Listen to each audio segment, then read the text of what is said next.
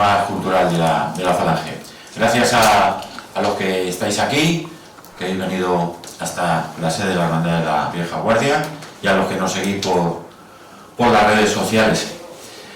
Como siempre, recordaros la próxima actividad, el próximo viernes cultural, será el 28 de enero, viernes, a las 8 de la tarde. Se presentará el libro Cielo Rojo, Águilas Azules. Lo presentará su autor, Daniel Ortega. Es un libro de editorial Actas, de nuestro buen amigo Luis Valiente. Y bueno, pues recordar que el viernes próximo a las 8, aquí, se hará la presentación del libro. También recordaros que todos los martes se emite el programa de la Falange, La Hora del Café, un programa de radio, bueno, de radio, y también se puede oír, escuchar y ver, que se emite en directo los martes por la tarde a las 6:30 por medio de nuestras redes sociales, y luego también ya una vez grabado se puede ver y escuchar cuando a uno le venga bien, si acaso el martes a esa hora no lo puede ver. Recordad, La Hora del Café, el programa de la Falange, todos los martes a las 6:30. También recordaros, siempre lo digo, que estamos en la Hermandad de la Vieja Guardia, hay que echar una mano. Ellos hacen un trabajo magnífico manteniendo este local. Bueno, pues se les puede ayudar por medio del bazar que tienen fuera, se les puede ayudar por medio de afiliarse a la hermandad, pero sí es importantísimo el poder colaborar y ayudar a esta hermandad por la gran labor que realiza.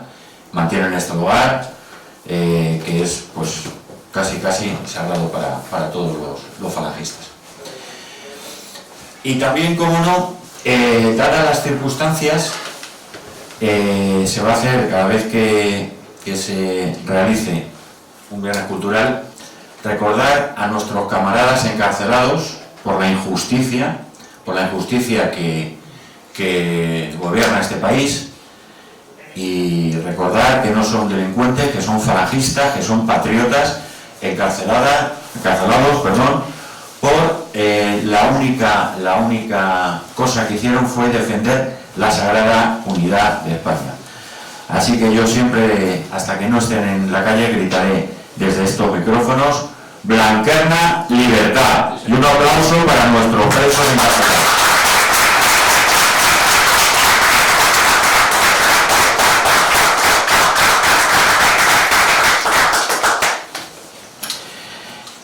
Bueno, y ahora vamos al asunto, al tema de hoy, un tema bastante interesante, por desgracia.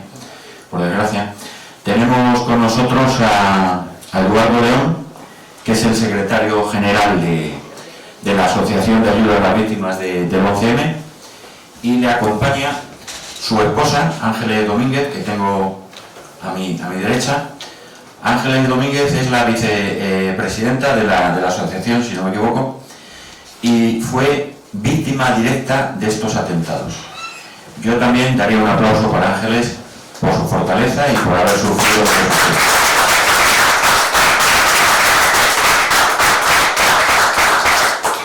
Quería hacer una observación antes de presentar a mi buen amigo Eduardo. Bueno, agradecemos mucho, Eduardo, Ángeles, la valentía que tenéis, porque es una desgracia, pero hoy en día es así. La valentía de venir aquí a esta hermandad de la Vieja Guardia a colaborar con los viernes culturales de la Falange. Como digo, hoy en día, que una asociación como la vuestra tenga bien el estar aquí con nosotros y que no os dé ningún tipo de reparo, pues es de agradecer, y de verdad con todo el corazón os agradecemos vuestra valentía, como digo, porque hay otro tipo de asociaciones, otro tipo de personas que al decirles que van a estar en los viernes culturales de Falange, que la banda de la Vieja Guardia, pues bueno, pues tienen reparos y no. Así que gracias por vuestra presencia aquí, y por decir lo que vais a decir en esta casa. Bueno, yo antes de lo que es la presentación pura y dura de Eduardo, quería comentaros que yo a Eduardo le conozco ya de hace años. Él ha colaborado en otra asociación cultural, que es la que soy vicepresidente, Avance Social. Él junto con su esposa, con Ángeles, han dado varias charlas con nosotros sobre este asunto.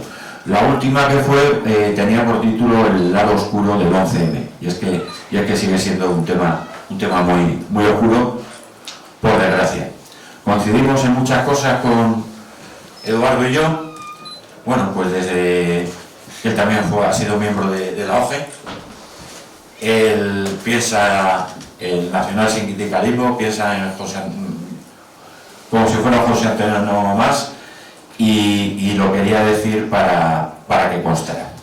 La conferencia de hoy, como sabéis todos, el título tiene Prescripción del 11M, la impunidad de una masacre. Y voy a presentar ahora a Eduardo León. Eduardo León, nacido en Madrid en 1956, en la actualidad está jubilado, tras haber dedicado parte de su vida a la aviación, al Ejército del Aire e Iberia, durante 40 años.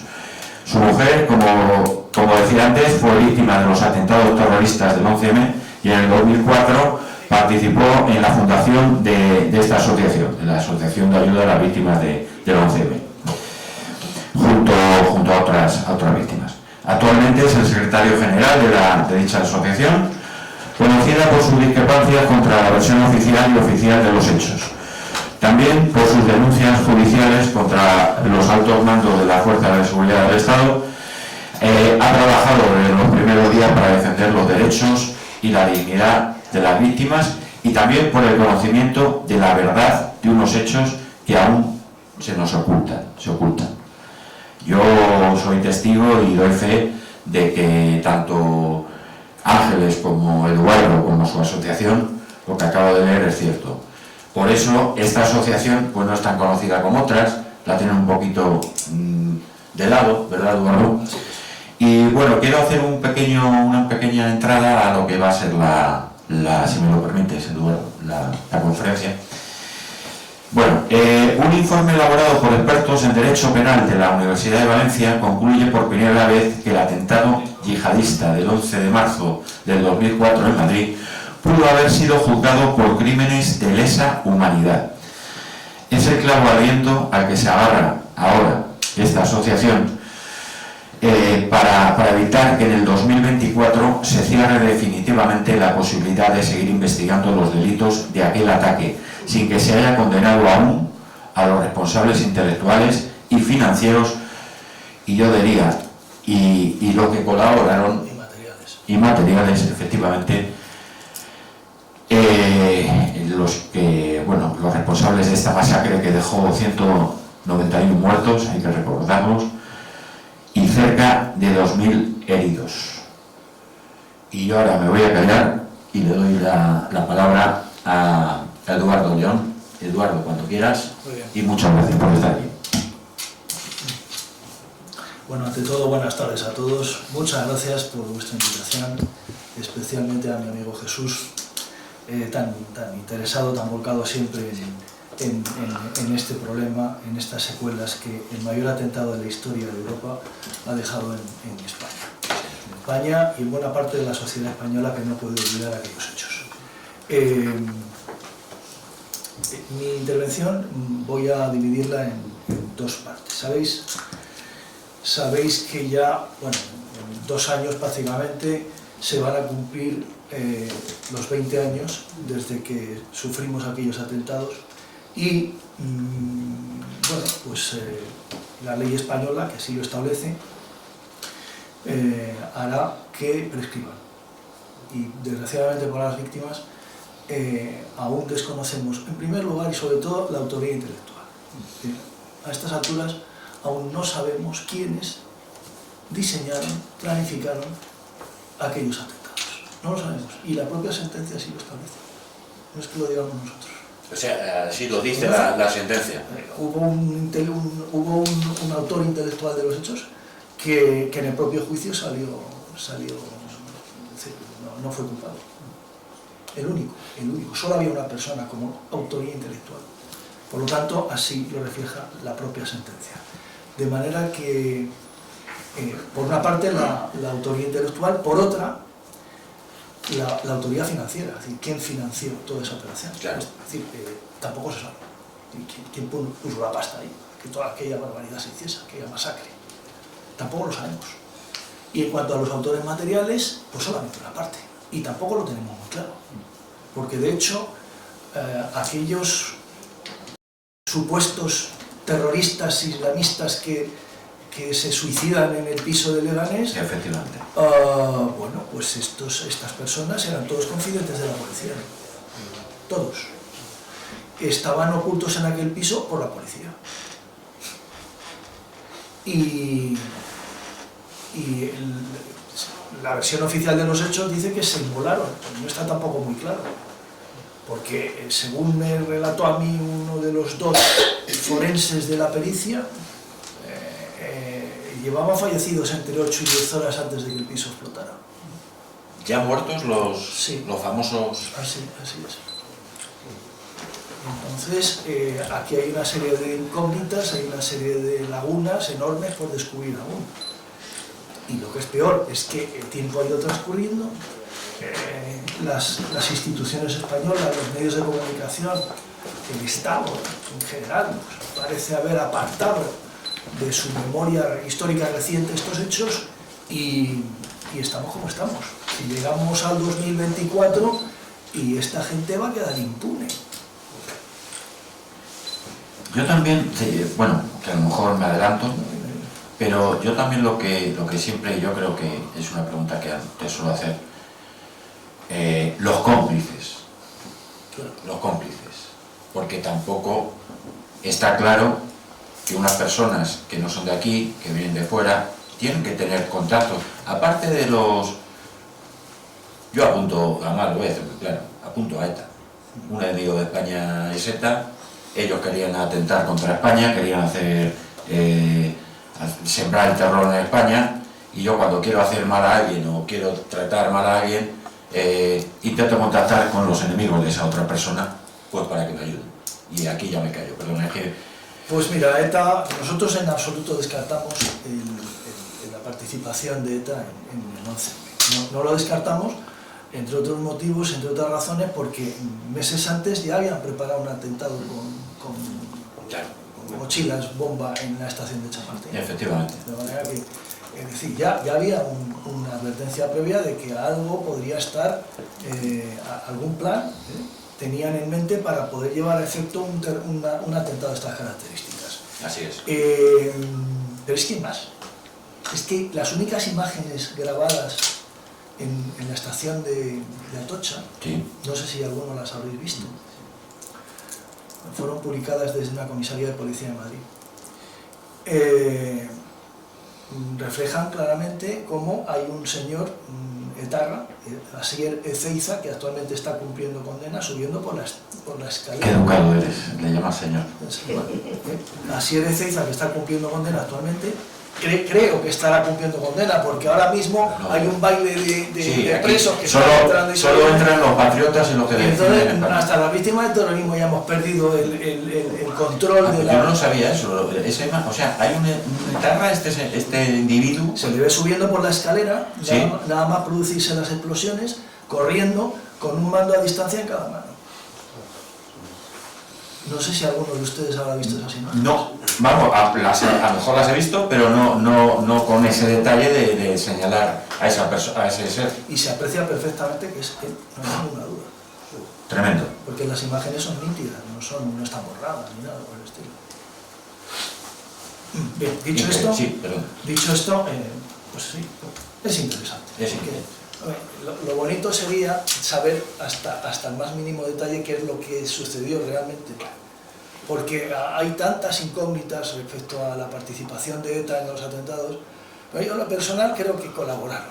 Yo creo que hubo una colaboración, porque si no, no se puede explicar de otra manera que el explosivo saliera de donde salió. Claro, entre otras cosas. Entre otras cosas. La furgoneta de Cañaveras, que fue una furgoneta que intervino la Guardia Civil en una carretera comarcal muy próxima al pueblo de Cañaveras, llevaba media tonelada de explosivo. Madre mía. ¿Media tonelada? Media tonelada de explosivo. Ese explosivo desapareció, nunca se volvió a saber. Una vez interceptado por la Guardia Civil, ese explosivo desapareció. Se dijo en aquel momento, porque así lo declararon los etarras que iban en aquella furgoneta, que iba a ser utilizado para volar la sede del periódico de La Razón en la carretera de Barcelona. Ajá, sí. Que luego, por algún motivo, alguna razón, pues evidentemente no se pudo ejecutar porque la Guardia Civil venía siguiendo esta furgoneta desde Francia, porque venía de Francia. Venía de Francia, por carreteras comarcales. Y lógicamente pues, se desbarató la operación debido a que la Guardia Civil interceptó la furgoneta. Ajá. Los etarras fueron detenidos, el atentado no se pudo llevar a efecto, y hay algo que a nosotros nos dejó un poco tiempo después, cuando comenzamos a saber ciertas cosas, sí, de que aquel explosivo no se vuelve a saber. Yo no tengo la menor duda de que ese explosivo, esa media tonelada, fue la que se utilizó después para volar los 10 vagones de 11. Tremendo. Pero es una sospecha personal. Está mal que lo diga, pero tengo que decir. No, siempre te ha caracterizado tu valentía por decir las cosas. Sí, vamos a ver. Yo he comentado hace un momento que iba a dividir mi intervención en dos partes.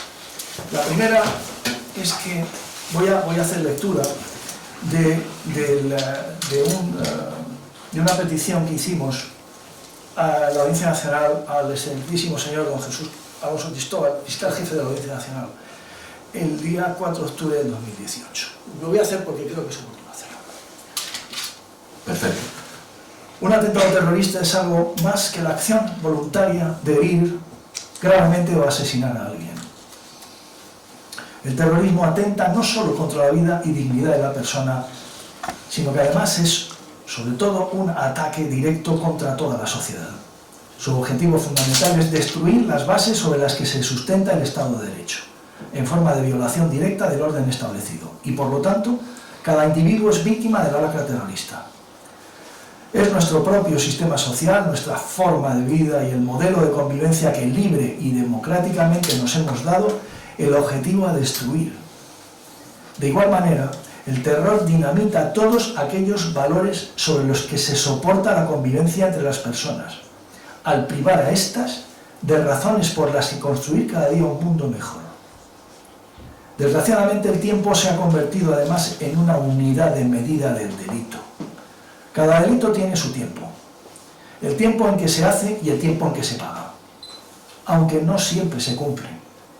Cuando el que lo hace no lo paga a tiempo, el crimen alcanza su fecha de caducidad, prescribe. Después solo queda la impunidad y el olvido, la clausura de un caso que no tendrá juicio ni culpables ni condena. Lo sabía Kepa Picavera, el etarra que confesaba haber matado a Carlos García Fernández el 7 de octubre de 1980 en Eibar. El caso está prescrito, por lo que su revelación no tendrá ya consecuencias penales. Una explicación escueta pero gráfica de lo que se supone en la práctica la prescripción de un delito. La cuenta atrás comienza cuando se comete el propio crimen y el cómputo solo se interrumpe cuando el proceso se dirige contra el autor. Es una cuestión aritmética. La justificación prescriptiva se encuentra en el concepto de seguridad jurídica, figura que en un Estado de Derecho garantiza que no se pueda perseguir a nadie por unos hechos que ha cometido mucho tiempo atrás. Con el paso del tiempo, las circunstancias que rodean el proceso penal se van modificando, de manera que los fines de la pena van perdiendo importancia. La personalidad del acusado va evolucionando e incluso las expectativas de la víctima se van diluyendo. José Miguel Ayllón, presidente de la Asociación Nacional de Víctimas de Delitos Violentos, afirma: la prescripción no refuerza la seguridad jurídica, sino que la destruye, favoreciendo la impunidad de los delincuentes. Desde su punto de vista, la caducidad delictiva solo es saludable cuando la justicia es rápida y eficiente. Cuando es lenta, solo sirve para dar derechos a los criminales y genera indefensión en las víctimas. En España todos los delitos tienen una fecha de prescripción, excepto los crímenes de lesa humanidad y genocidio. Los delitos contra las personas y bienes protegidos en caso de conflicto armado y los delitos de terrorismo si hubiesen causado la muerte de una persona. Así lo recoge el artículo 131 del Código Penal. El origen de la prescripción de los crímenes contra la humanidad y el genocidio está en la adhesión de España a diferentes convenios internacionales. En cuanto a los asesinatos terroristas, su carácter imprescriptible data del 2010, cuando se introduce una reforma en el Código Penal que carece de carácter retroactivo. ¿Qué quiere decir esto? Pues esto quiere decir que todos los atentados anteriores, todos los actos terroristas anteriores al 2010 están dentro de la prescripción. Tremendo. Así pues, quedan excluidas todas las muertes a manos de terroristas anteriores a esta fecha. Resulta oportuno señalar que las atribuciones de la Fiscalía vienen recogidas en el artículo 3 de la Ley 50/1981 del 31 de diciembre, por lo que se regula el estatuto orgánico del Ministerio. No haré referencia a ellas porque son varias y creo que no merece la pena referirnos a ellas en este momento. Ejercer el resto de funciones que el ordenamiento jurídico les atribuye, y en concreto esta Fiscalía de la Audiencia Nacional tiene también competencia para conocer los delitos cometidos fuera del territorio nacional, eso es cierto. Curiosamente, quiero decir, hace unos días nos han comunicado que en el Boletín Oficial del Estado, el actual gobierno de Pedro Sánchez ha aprobado la suspensión de las ayudas a las víctimas de terrorismo fuera del territorio nacional. Hasta ahora, si alguno de ustedes sufría un atentado terrorista en un país extranjero, tenía derecho a una serie de ayudas, informaciones, etcétera, etcétera. Hay un protocolo establecido para que esas personas que habían sufrido ese atentado terrorista fuera de España pudieran recibir el mismo trato que si lo hubieran recibido en el caso de que el atentado se hubiera producido en España. Son españoles. Bien, pues hace unos días precisamente esta norma ha sido suspendida. Eso no sale desgraciadamente, este señor que se apellida Sánchez para decirlo, como de las mascarillas, eso no lo dice. De momento, las víctimas que hayan sufrido atentados terroristas en España tendrán la ayuda que han tenido, la colaboración del Estado, de las instituciones que han tenido esta norma. Si es fuera de España, a partir de ahora no tienen ayuda ninguna. Está bien.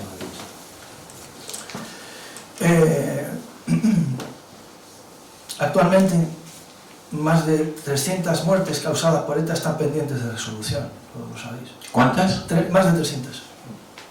Más de 300. De acuerdo con datos oficiales. Claro. Estamos refiriendo a datos oficiales, ¿no? Se revisan informes, expedientes de asesinatos aún sin resolver para encontrar detalles, un resquicio al que acogerse, ¿no? Esto ha permitido, por ejemplo, que la justicia reabra el atentado del Comando Madrid contra el general Juan José Hernández Rovira cuando quedaban menos de 2 meses para su prescripción. El general Rovira fue tiroteado el 1 de julio del 94 y esta misma Audiencia Nacional ha procesado a Arri Pascual y Doya Martínez por su asesinato. Lo pillaron en el último momento. Desde las asociaciones confiamos en que el trabajo en este campo dé más frutos, aunque se advierten también los límites que enfrentan y no solo a nivel judicial. Claro, ese es el problema. Nos encontramos con casos que se reabren, pero que al final no pueden juzgarse porque han prescrito. Ese es un grave problema. En este caso nos preguntamos qué es más perjudicial para las víctimas: que no sepan nunca quién es el asesino, o que lo sepan pero no se puede hacer nada. Es decir, eso es terrible. Esto es un planteamiento terrible. Terrible. La respuesta es clara: las víctimas del 11M queremos saber la verdad. ¿Quién está detrás de cada uno de los 10 vagones detonados? Es fácil, sus nombres y sus apellidos. Así de sencillo. No queremos saber instituciones, ni organizaciones, ni... No, es muy fácil. Nombres y apellidos de las personas que diseñaron la operación, que financiaron la operación y que ejecutaron la operación. Nombres y apellidos, es suficiente. Y nada. Nada más. A día de hoy lo único cierto que hay para nosotros es que los delitos van a prescribir el 11 de marzo de 2024. Todo apunta a que para entonces, según dicta la propia sentencia, sus actores intelectuales y quienes diseñaron íntegramente el operativo de esta masacre habrán pasado a la impunidad total y al olvido, con el beneplácito del Estado de Derecho. No aceptamos la existencia de límites temporales a la persecución de estos delitos. No aceptamos la impunidad como garantía del derecho de las víctimas. Es por todo ello que en nombre de nuestros asociados y en memoria de los fallecidos, nuestra asociación solicita formalmente a esta Audiencia Nacional, etcétera, etcétera, etcétera. Quería hacer lectura de esto. Sí, sí. Me parece que es oportuno también. Claro que sí. Aunque es un escrito que yo mismo presenté en el 2018, Sí. pero creo que es oportuno hacerlo. Sí, sí. Más que nada para conocer también un poco nuestra posición, la posición de las víctimas. Sí, y todo lo que estáis intentando, cómo lo estáis luchando, cómo lo estáis planteando. Hay algo que tenía que haber dicho en un primer momento y que se me ha olvidado. Sí, es verdad. Lo tengo que decir. Sí, sí. Lo tengo que decir. Bien, mi intervención, la intervención que yo estoy teniendo ahora aquí, es a nivel personal. No estoy representando a la Asociación de Víctimas del 11M. ¿Por qué digo esto? Pues lo digo por una razón muy sencilla. Como todos vosotros sabéis, las víctimas del terrorismo son de cualquier opción política. Es decir, el que pasaba por allí aquel día, que se subió en aquel vagón o en el otro, el que se sentó en un asiento y no en otro, las bombas estaban allí. Pero eso no condiciona en absoluto la ideología, la forma de pensar de cada uno. Entonces, en las asociaciones de víctimas, en el caso del 11M, imaginaos, o sea, era una parte de la población de todo el corredor de Henares que aquella mañana se desplazaba a trabajar o a estudiar a Madrid. Por lo tanto, ideologías todas, pensamientos todos. Hay gente de izquierdas, hay gente de derechas, hay gente que no es de nada. Hay personas de una determinada clase social, otras de otra. Hay inmigrantes, hay españoles, hay jóvenes, hay mayores. ¿Y qué quiero decir con esto? Que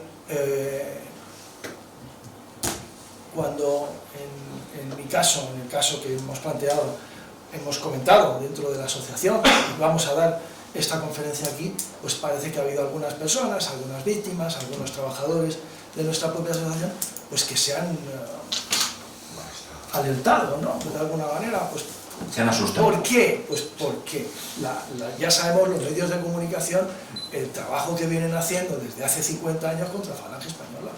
O sea, Falange Española es el demonio. Es el demonio, es el infierno, es lo que nunca debió de existir. Con toda esta cantidad de falacias y de mentiras que se van repitiendo una y otra vez y que ha calado en la conciencia del pueblo español. Desgraciadamente, todavía hay españoles que saben lo que fue Falange, la importancia que Falange Española ha tenido para la vida de todos los españoles y todo lo que se ha construido gracias a Falange. Así es. Y eso lo sabemos, desgraciadamente, muy poquitos españoles. O lo saben mucho, pero no lo quieren reconocer ni... Entonces, repito de nuevo, de verdad, excusarme por tener que decir esto, pero no estoy representando en este momento a la Asociación de Ayuda a Víctimas del 11M. Lo estoy haciendo a título personal y estoy aportando la información que yo he recabado y la experiencia que yo he tenido a lo largo de estos 18 años.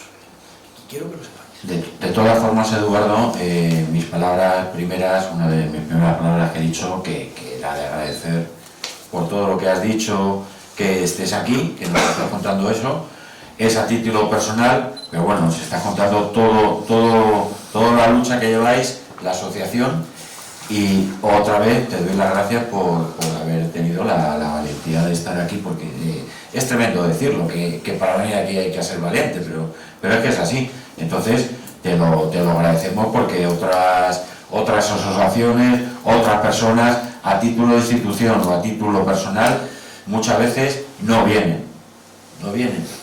Así que, gracias. Con esta y otra cuestión, cualquier otra cuestión, sabéis que estoy a vuestro Por supuesto, lo sabemos y no va a ser además la primera ni la última, o sea, no va a ser la última vez que vengas aquí, porque tú nos puedes aportar para otros temas muchas cosas.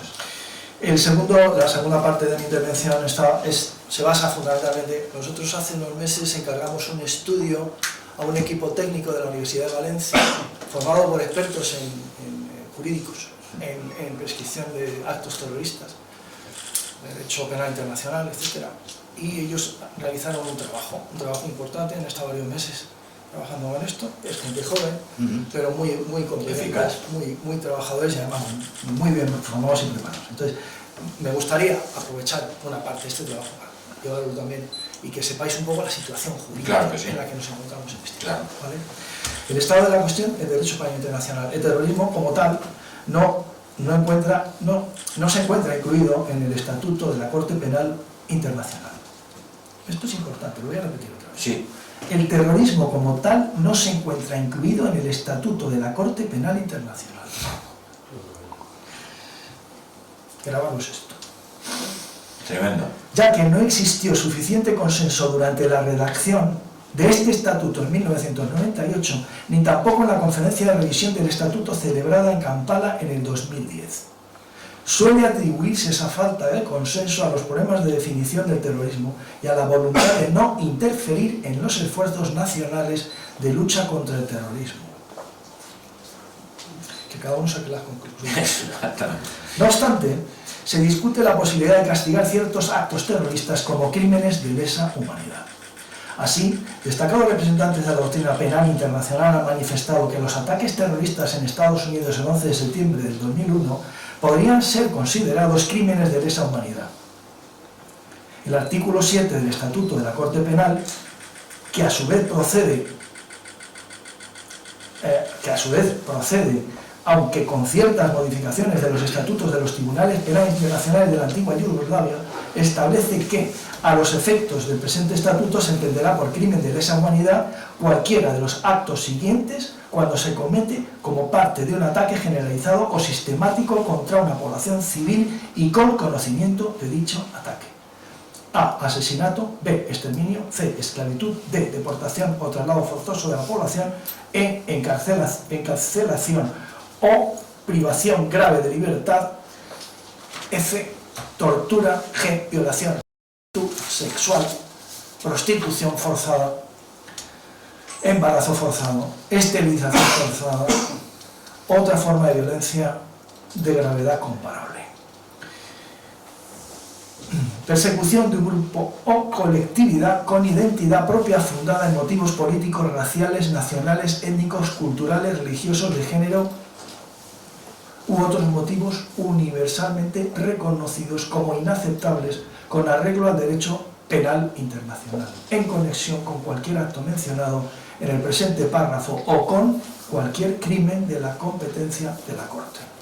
Desaparición forzada de personas, crímenes del apartheid, otros actos inhumanos de carácter similar que causen intencionadamente graves sufrimientos o atenten gravemente contra la integridad física o la salud mental de las personas.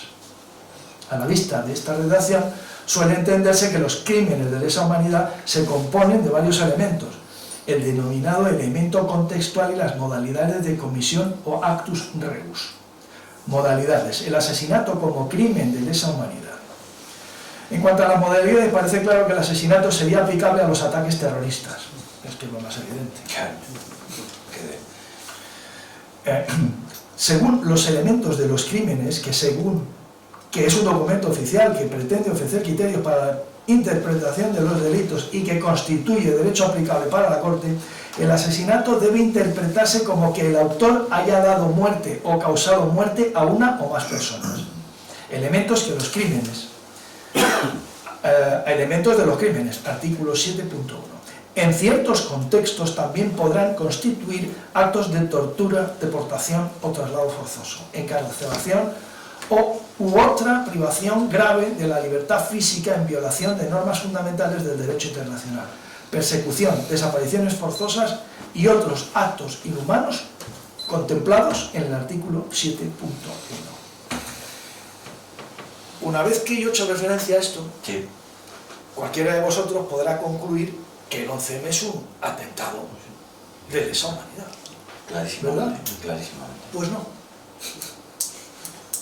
No lo es.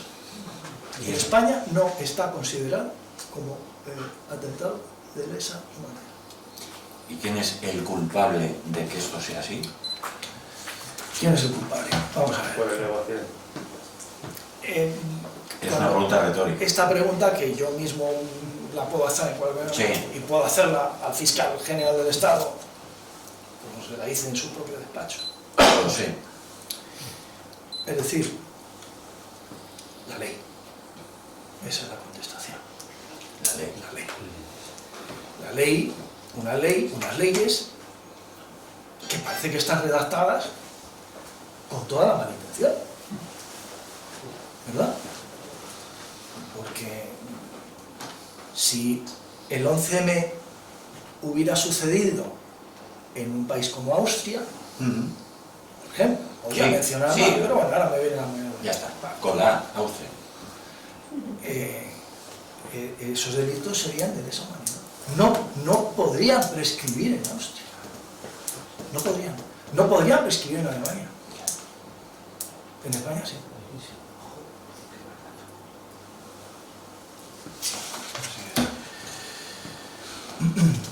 Maravilloso. El propio artículo 7.2, al que hacía referencia un momento, del Estatuto de la Corte señala lo que debe entenderse por ataque contra una población civil. En concreto, se trata de una línea de conducta que implique la comisión múltiple de actos mencionados en el párrafo 1 contra la población civil, de conformidad con la política de un Estado o de una organización de cometer ese ataque, o para promover esa política. Los elementos de los crímenes añaden que no es necesario que los actos constituyan un ataque militar, evidentemente. Bueno, vale. Aunque ahora muchos estén acordando de Putin, a lo mejor le podrían ir ahora a imputar a Putin un delito de lesa humanidad por invadir Ucrania. Sí. Pero no va a ser el caso, ¿verdad? No. Entonces, lo que quiero decir con esto es que se entiende que la política de cometer ese ataque requiere que el Estado o la organización promueva o aliente activamente un ataque de esa índole contra la población civil. Elementos de crímenes 7.3.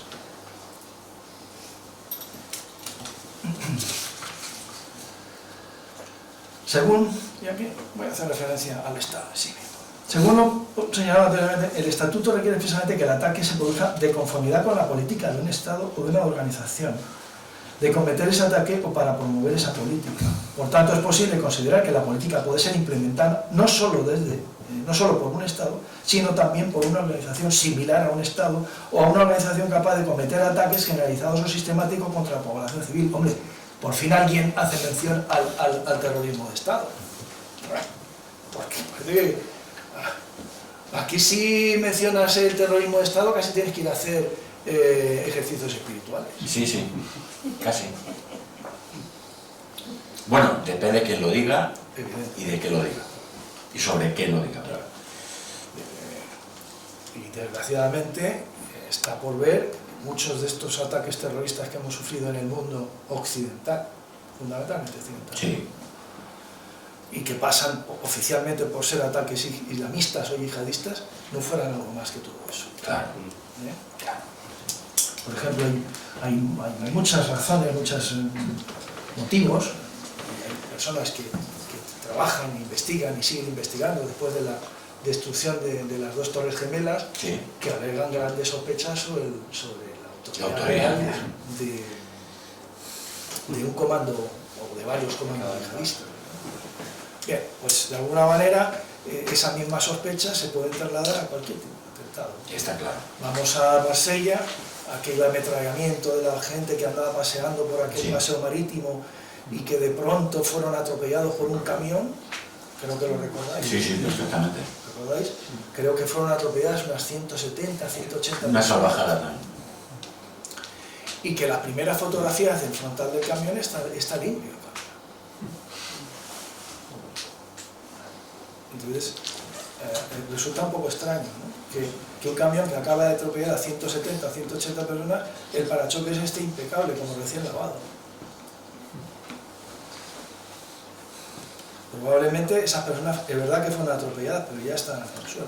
Pues, Eduardo, perdona que pues como aquella famosa prueba que desaparecieron de los tres, en fin, ya dimos una conferencia en este sentido. Efectivamente, que se titulaba El lado oscuro del 11M, que sea oscuro. En este sentido, negro. Yo podría añadir que en el caso del 11M, es decir, los vagones, 10 vagones, en realidad fueron 9 porque hubo un 10º vagón en el que Renfe no había renovado el seguro, y entonces ese vagón tomaron la decisión de enviarlo a Villaverde, a un taller en el que fue reparado. Realmente solo se pudo reparar la mitad de la plataforma, porque el resto estaba destruido. Pero se reparó y creo que está funcionando todavía por ahí. No me puedo creer. Los otros 9, sí, en una empresa de Villaverde. Madre mía. Los otros 9 quedaron, fueron recogidos inmediatamente de los atentados, fueron recogidos y enviados, paseados por todo Madrid en camiones. Por aquí, por Gran Vía. Madre mía. Y enviados a una fundición en la carretera de Toledo, a una fundición que estaba, me parece que ha cerrado ya, que ha desaparecido esa fundición, de Aceralia, y allí 6 días después de los atentados habían sido ya fundidos. ¿A los 6 días? Sí. Es decir, no es que fueran achatarrados, no, es que inmediatamente de ser achatarrados ya pasaron a la fundición. El contenido de los vagones, porque claro, no toda la estructura, el fuselaje, plataforma, ruedas, ejes, etcétera, de cada vagón, que eso es todo parte metálica, pero es que dentro de los vagones había muchísimo material, plásticos, asientos, ventanas, claro, restos humanos que no se habían recogido, objetos personales. Bueno, pues todo eso fue recogido y enviado directamente a Valdemín Gómez, a la incineradora de Valdemín Gómez. O sea, todo siguió el mismo curso. Una semana después de los atentados, es decir, calcular que sobre el día 18, 19 y 20 de marzo del 2004 no quedaba ni rastro. Increíble. ¿Qué se consigue con aquella acción? Bueno, como todo policía sabe, para investigar un asesinato, un crimen, lo primero con lo que hay que contar es con el arma del crimen. Y lo segundo, con el lugar del crimen. Si tú no dispones del lugar en el que se ha realizado el asesinato y si no dispones del arma, difícilmente vas a poder identificar o justificar, en este caso, quién es el autor de ese asesinato o de ese crimen. Por eso se destruyen los vagones. Claro. El vagón es el lugar, pero es que los restos internos de los vagones conservaban los restos de explosivo, que identificaba qué tipo de explosivo se trataba. Concreto, Pero es más, hablando con científicos, se formó una comisión investigadora muy interesante, que a petición nuestra, durante el juicio, una comisión formada por 7 ingenieros. Esta sí es verdad, no es como la de expertos que dicen. Esta fue nombrada, ¿verdad? De hecho, uno de ellos era padre de una de las víctimas, Gabriel Morís, buen amigo mío, ha fallecido hace poco. Vale. Y ahí, gracias a aquella comisión investigadora, supimos cosas verdaderamente terribles. Y los resultados de aquella investigación fueron rechazados por el propio juez, el presidente del tribunal del juicio de proceso. No se incorporaron a las sentencias. ¿No se incorporaron esas? No fueron incorporadas. Y voy a decir más. En los 2-3 días posteriores a los atentados, un equipo de 43 variaron. Sí, Depende bueno. de los días, eran 43, 46 policías. TEDx hicieron recogida de muestras en los lugares de las explosiones, en los focos de las explosiones, para enviarlos al laboratorio de la Policía Científica de Canillas. Bien,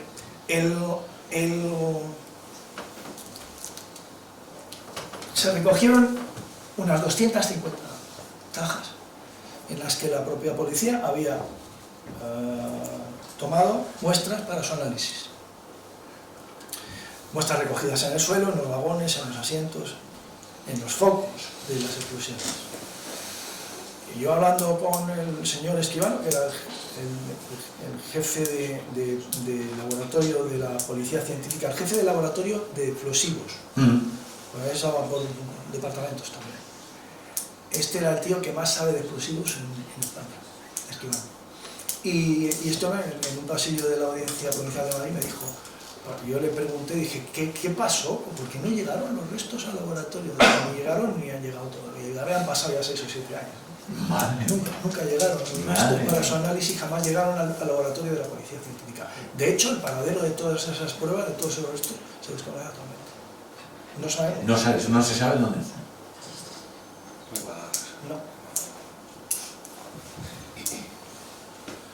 ¿Conclusiones? Pues ya, las conclusiones que podéis sacar todos son las que pues, podéis imaginaros, claro. Si a mí me dicen que resulta que los tíos que estaban en Leganés, los 6 o 7 individuos que había dentro de aquella casa, de aquel piso, llevaban ya fallecidos 8 o 10 horas. Es que eso es tremendo, es que eso yo no lo sabía, que llevan muertos 10 horas. Yo le dije a un perito, le dije a un forense, que había hecho la pericia. La pericia hicieron 2 forenses. Uno de ellos le dije, a ver, porque en aquellos entonces yo pensaba de otra manera. Claro, es que me imagino que... Yo estaba sometido a una evolución. Claro, es lo que te iba a decir. Todo esto porque dentro de la investigación hemos ido descubriendo cosas nuevas con el paso del tiempo. En aquel momento, en aquel instante, yo le dije, digo, explíqueme usted, por favor, si es posible, si es tan amable. Es decir, a ver, ¿cómo dice usted que esos cuerpos fragmentados llevaban entre 8 y 10 horas fallecidos? Porque, como usted bien sabe, le dije, no se ha hecho autopsia a esos cadáveres. Eso no lo sabía la gente, yo sí lo sabía. No se hizo autopsia a los cadáveres del piso de Leganés. Madre mía. Cuando además la ley obliga, toda muerte violenta obliga a la realización de la autopsia. No se hicieron. Y yo le dije en aquel pasillo, le dije, ¿cómo sabe usted que esos restos, esos cuerpos, llevaban fallecidos entre 8 y 10 horas si no se ha hecho autopsia? Y este hombre así, un poco enfadado, me dijo, oiga, ¿qué preguntas hace? Que yo soy forense. Yo soy forense. Mire, entiendo su pregunta, me dijo.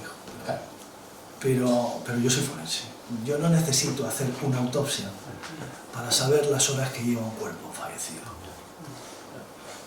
Dice, y si quiere, le voy a dar una pincelada, algún detalle, pues, para que entienda un poco esto. Mire, cuando un artefacto explosivo estalla dentro de un lugar cerrado, un coche, un avión, un tranvía, una cabina telefónica, un habitáculo o una habitación, sí. Y hay personas dentro de ese lugar, pues siempre en los restos de las paredes se salpica la sangre. Siempre. Porque, aunque parezca una tontería, el cuerpo humano conlleva unos cuantos litros de sangre y la sangre además es muy escandalosa. Es muy escandalosa, llama mucho la atención, es de color rojo como los Ferrari y llama la atención muchísimo. Entonces sí, ya, pero claro, eso nosotros lo vemos inmediatamente. Nosotros cogemos un trozo de pared, o cogemos un trozo de cristal, o cogemos un trozo de asiento, o donde se haya producido la explosión, y vemos que efectivamente siempre hay sangre de la persona que ha resultado fallecida o herida allí. Está claro. Curiosamente, cuando analizamos los restos de la pared del edificio, no encontramos ni una sola gota de sangre. Madre. Y yo me quedé, bueno, ¿y esto por qué? Y pues es fácil de entender. Mire, la sangre, a partir de la 8ª, 9ª, 10ª hora, se coagula. Y si la explosión se produce pasada ese ciclo, ese tiempo, no se aplica.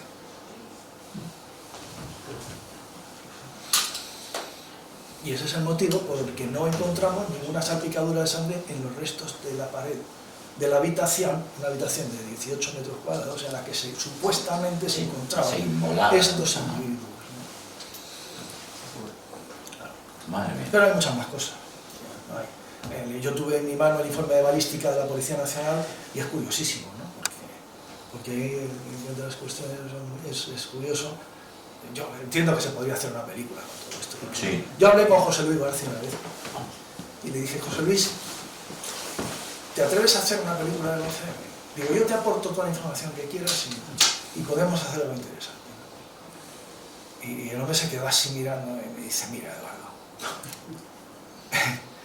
dice, yo no voy a hacer ni una película del 11M, dice, ni ninguna más. Dice, porque yo lo que quiero ya es irme a mi casa y jubilarme y dejar el cine ya para verlo en mi casa. Dice, no, pero no te preocupes, me dijo, que habrá, en el futuro habrá gente que no es que haga una película, se van a hacer muchas con el 11. Es decir, que se podría hacer una película sin ninguna duda, porque esto es un thriller auténtico. Lo que nosotros hemos pasado y seguimos pasando. Todo esto. Yo que también, perdona que te interrumpa, hay que también ponerse en el momento social, en el momento que pasaba España cuando sucedió todo esto, claro. Había unas elecciones, había un partido socialista. El Partido Socialista siempre ha ganado elecciones con asuntos muy raros siempre cerca. Hay una noticia que yo vi y también me quedé un poco sorprendido.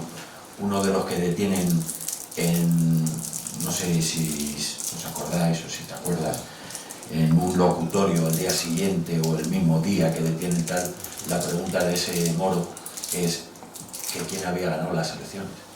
Es lo primero que dice, casi sin poder hablar español, sin saber hablar español. Entonces, hablamos de ETA, hablamos del Estado, hablamos, y yo también meto ahí en el saco, y además lo digo sin ningún rubor y sin ningún... El Partido Socialista siempre que ha ganado alguna de las elecciones, ha tenido detrás algún asunto turbio, negro, oscuro. Y ahí lo dejo. Todas las encuestas daban que no iban a ganar ellos, todo estaba en un... Y vamos, yo no tengo nada que ver con lo que decían que iban a ganar, como podéis comprender todos, ¿no? No tengo nada que ver con el PP, ni con el PSOE, ni con nada. Pero siempre, y eso también, eso lo digo yo, no quiero que lo digas tú si no lo quieres decir. Siempre el Partido Socialista, cuando ha llegado al poder, siempre ha tenido algo detrás turbio. Vamos a las elecciones famosas del 36, cuando hace escasamente poco tiempo, expertos han dicho que las actas y que no ganaron ellos, ¿no? Y en este caso, y en este caso, pues sí, lo quiero decir, que bueno, que ahí estaba el PSOE y que gracias, o por desgracia, a este atentado, qué casualidad, que ganan las elecciones. El 11M no fue... Luis del Pino, un amigo mío, sí, con el que mantenemos una estrecha relación. Él nos aporta información, a nosotros a él también. Claro. Sí, además fue un periodista que estuvo muy metido, muy... Sí. Y él ha publicado libros, él ha tratado mucho estos temas y tal. Sí. Ha investigado a fondo. Titulaba o definía el 11M como un golpe de régimen. Sí. O sea, algo que sucede de una manera un cambio violentísima, sí. Un golpe. Sí. Lo que termina, o sea, el objetivo que persigue es cambiar el régimen político. Efectivamente, un cambio de España en aquel momento. Algo que realmente los españoles no apreciamos en ese instante, ¿no? Ni siquiera. ¿No? Es verdad que todos albergábamos algún tipo de sospecha, pero bueno, entre que nos venía la ETA a la cabeza, que nos venía, en fin, una serie de cuestiones, los propios medios de comunicación, desviándonos la atención hacia otras cuestiones, y al final tuvo que pasar mucho tiempo hasta que reaccionásemos y nos dimos cuenta realmente del horizonte que teníamos ante nosotros. No fue un golpe de régimen, fue un golpe de Estado. Exactamente. Porque las propias instituciones están afectadas todavía por aquello. Exactamente. No solamente un golpe de Estado, o sea, un golpe de régimen político, no, es un golpe de Estado, En toda regla. Es mi opinión. Yo sé que hay personas que opinan de manera diferente. Sí, claro. Pero yo después de 18 años de ver... Es que, claro, después de tu trabajo, después de ver, de sufrir en primera persona... De sufrir y de observar la evolución de la sociedad española, de la clase política española y de los acontecimientos que han venido sucediéndose durante estos 18 años. España ha cambiado radicalmente. Totalmente. La España de hoy no tiene absolutamente nada que ver con la España del 2004. Está claro. Nada que ver. Tenía que haber un cambio de Estado, de partido, de dirección, para dejar penetrar todo lo que ahora mismo tenemos. Y fue gracias al de la ceja. Si no hubiera sido el de la ceja, hubiera sido otro. Sí, bueno, entiéndeme, claro, pero en ese momento puntual era él. El que viene siempre es peor todavía que el que se... Por supuesto. No conseguimos levantar cabeza. No. Así es. Llevamos, desde el 11 de marzo de 2004, llevamos una serie de gobiernos que nos están llevando al precipicio más absoluto. Es decir, España no levanta cabeza desde aquellas fechas. Yo quería preguntarte, y porque eso siempre, la última vez que te lo pregunté me contestaste, en aquella reunión que se tuvo con el que está en Abu Dhabi. Sí, esto fue en la zarzuela, con el rey emérito. Con Juan Eso es, sí. Que le hiciste una pregunta. No, estábamos hablando los y me dos. gustaría que lo... No, que sí, fue una recepción privada, además.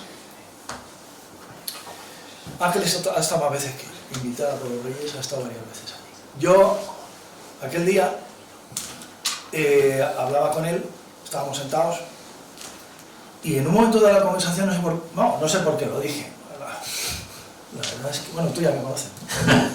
Entonces le dije a don Juan Carlos, en ningún momento nosotros descartamos que el 11M no haya sido un crimen de Estado. Y el hombre pegó un respingo. Claro, decirle eso al jefe del Estado en aquel momento, pues imagínate el impacto que le supuso, ¿no? ¿Y qué dijo? ¿Lo siento mucho? No, él tardó en contestar porque llegó a titubear y me parecía que le costaba arrancar al hombre. No se lo esperaba. Claro. Y me dijo, mire, no me sorprende en absoluto esto que usted me plantea. Dice, porque yo aún del 23F hay muchas cosas que todavía no sé. ¡Qué cara! ¡Qué cara! Me enteré por la prensa. Perdona, Eduardo. No, que sí. No, que siempre te... Y tengo que decir, mira, yo tengo que entrar en valor con la Casa Real, les ha aportado siempre muy bien. Tanto el rey emérito como Felipe VI. Y siempre nos han escuchado, siempre nos han recibido, siempre nos han extendido para su chasco, que no hubiera sido así, Eduardo. Con todos mis respetos. Sí. Personalmente respeto a la monarquía. Bien, perfecto. Pero aunque Yo cuando juego el mus también. también he leído mucha historia y sé también, porque la historia me gusta. Lo sé. Y los Borbones no es... En fin, tengo mis reservas. Bien. Especialmente de Carlos IV. Madre mía. Que de alguna manera, uno cuando lee la historia de España, pues la historia reciente, descubre y sabe cosas que no deberían nunca haber sucedido. Claro. Desgraciadamente, Carlos IV, Fernando VII fueron absolutamente nefastos a la historia de España. Es una opinión personal, es una conclusión que yo saco de todo lo que he leído hasta ahora. Está claro. Bueno, pero a lo que iba yo, que esa fue la pregunta que le hiciste a Su Majestad. Sí, a Su Majestad, sí. Y bueno, esa fue la contestación. La contestación que quería No, pero él siempre fue... No, él... Después de aquello, pues seguimos hablando muy amigablemente, incluso me dijo cosas, en fin, de comprensión, incluso, mira, recuerdo que cuando ya nos levantábamos y íbamos a salir, su ayudante personal me cogió del brazo y me dijo, Eduardo... Deja de preguntar. No, me cogió del brazo y me dijo, ya el rey se retiraba ya a sus aposentos y ya salíamos nosotros al paseo cuando él me agarró, yo era el último. Un grupo de personas víctimas de terrorismo que habíamos estado con él, me cogió del brazo y me dijo, Eduardo, si no le importa, ¿podría usted acompañarme a una estancia de la zarzuela? Y en ese momento yo pensé, dije, las esposas, o sea, ya la enviamos, ¿verdad? Pero no, es que no, en fin, era su ayudante personal con un informe del Ejército del Aire, oficial del Ejército del Aire, como tú. Y nada, pues... No, que digo, yo te iba a presentar a Corina o algo. No, este oficial, no recuerdo el rango que tenía, no sé si era coronel. Sí, pienso que sería coronel, sí. Yo también lo creo, pero no recuerdo. Sí. Y entramos en una salita muy bonita, muy bien decorada, a mí me gusta mucho la decoración y cuando dije, qué cosa tan chula, ¿no? Y nos sentamos en una mesa camilla, ahí los dos, sacó una carpeta para de bolígrafos, puso encima de la mesa. me ha hecho un encargo don Juan Carlos, y es que me ha parecido muy interesante todo lo que usted le ha planteado. Y me ha pedido que por favor sea usted tan amable de indicarme todos los puntos que considere importantes para que nosotros tratemos, la Casa Real trate de llevar esto a las instancias que corresponden. Bueno. Y entonces yo por aquel momento cogí mi bolígrafo y dije, no, este punto, este, creo que fueron 8 o 9 puntos, lo fue apuntando con su estilográfica y muy bien, y quedó aquello de maravilla, ¿no? Nos despedimos y fenomenal, hasta la fecha. Hasta ahora. Bueno, sí, como lo del 23 es también. Algo así. No, ¿qué pensaría el hombre? Que a lo mejor yo del 23 el hombre no sabía nada, pero sí, algo había investigado. Sí, ¿no? Mi jefe de Nigeria me decía que era un ratón de biblioteca, siempre investigando. Qué bueno. Oye, y una pregunta también te quería hacer. ¿Cómo es la relación con las otras asociaciones? Pues mira, con algunas muy buenas y con otras no tan buenas, ¿no? Siempre hemos tenido una relación muy estrecha con OBT. Siempre. Pasa que OBT ahora se ha fragmentado, es decir, antes era una única asociación que tenía delegados por toda España, con las que además teníamos contacto con todos ellos, incluso amistad. Todavía tenemos muchos amigos víctimas de ETA. Y amigas también. ¿Y subvenciones? ¿Os dan subvenciones? ¿No? Necesitamos algunas ayudas. Como asociación de víctimas de terrorismo que somos, nosotros recibimos ayuda o subvenciones, llámalo como quieras, del Ministerio de Interior, de la Comunidad de Madrid, a través de la Consejería de Justicia e Interior y del Ayuntamiento de Madrid. También nos da una piquita. Y luego también la comunidad, además de esa ayuda económica, nos ha facilitado el local que ocupamos ahora a través de la Dirección General de Patrimonio. ¿Dónde estáis? Ahora es que nos hemos cambiado de sitio. Nosotros estábamos en la calle Villamil, cerquita de Bravo Murillo, por el Estrecho, pero el local era muy antiguo, nos había dado muchos problemas. Era un local muy grande, muy hermoso, pero las derramas nos estaban arruinando, ¿sabes? Era un edificio ya de 50, 60 años y estábamos pagando unas cantidades que casi no teníamos, o sea, era tremendo, ¿no? Entonces solicitamos, y además tuvimos que movernos muchísimo hasta que conseguimos, gracias al actual alcalde de Madrid, José Luis, que nos concedieran un nuevo local, que venimos ocupando, pues ahora va a ser un año. Ahora va a ser un año. En la avenida Canillejas y Cángaro, que es una avenida de un barrio nuevo que está a espaldas del Wanda, del estadio del Atlético de Madrid. Que es una zona nueva. Pertenece al distrito de San Blas, pero es un barrio nuevo. Y está bien, nos han dado un local muy, muy bajo. Estamos muy contentos. Así que llevamos, ya te digo, pues ahora va a ser un año. Yo, si te parece ya, como el tiempo se nos echa encima, Eduardo, me gustaría que resumieras, que nos dijeras cómo está la situación, cómo puede, aunque ya no lo has dicho, pero resumiendo, cómo puede acabar de mal esto. Y si tú tienes fe en que, yo sé que por ti no vas a cejar en tu lucha, como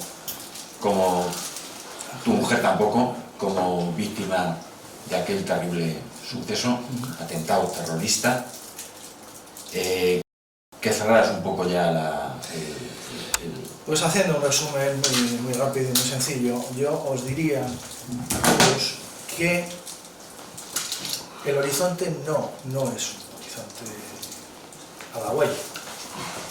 No puede serlo. Desde el momento en el que la propia justicia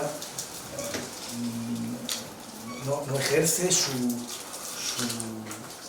poder y no pone en el banquillo de los acusados a todos los autores y cómplices y financiadores, etcétera, de esta masacre que, como todos sabéis, es el mayor atentado que ha sufrido Europa en toda su historia, al menos registrado. Masacres en Europa habrá habido cientos o miles, pero como tal no ha habido una masacre de esas características como hasta ahora. y resulta más que lamentable que las víctimas de aquel atentado estemos todavía reclamando justicia. Si esto es un Estado de Derecho, que venga Dios y lo vea. Muy bien, Eduardo, pues muchas gracias. Gracias otra vez a Ángeles por tu presencia aquí como vicepresidenta de la asociación. Repito, gracias por vuestra valentía de estar con nosotros y contarnos todo esto. Es terrible, es terrible. Y yo creo que te mereces un fuerte aplauso. Muchas gracias.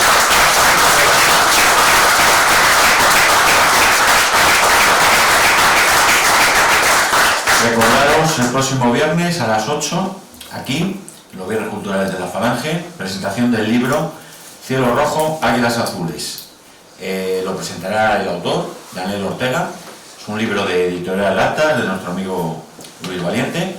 Recordaros también todos los martes la hora de café, el programa de la Falange, para ver y escuchar, a las 6:30, y luego en las redes sociales.